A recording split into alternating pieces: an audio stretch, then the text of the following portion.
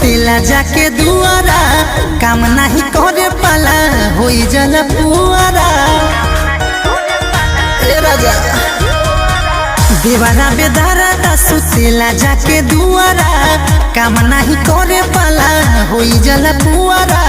देहिया के हीटर जरई तो हो, देहिया के हीटर जरई तो हो, जड़ के दवाई होई जईता हो, बन के रजाई गरम होईता हो, जड़ के दवाई होई जईता